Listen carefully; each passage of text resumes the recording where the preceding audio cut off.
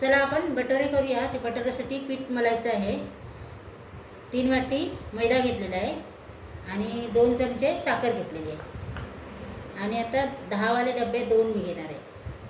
2 10 वाले डबे दही घेतलेले आहे. 10 वाला डब्बा आणि चवीनुसार मीठ टाकलेलं आहे.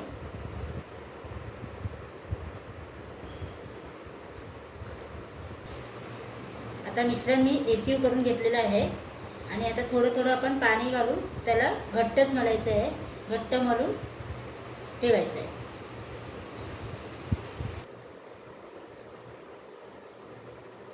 चला आता आपण गोला मळून घेतलेला आहे. बटोरेचा पीठ घट्टच मळलेलं आहे.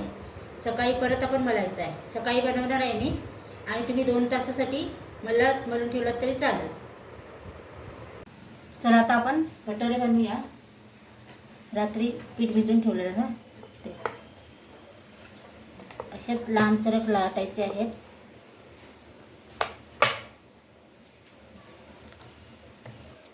चला आता हा बटोरा आपण फ्राय करून घेऊया. इथे मी कढई ठेवलेली आहे. तेलामध्ये बटोरा टाकलेला आहे.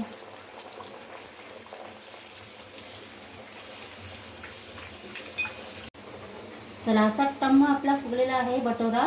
मस्त आणि मस्त कलर पण आलेला आहे. मस्त बटोरा असा फुगलेला आहे.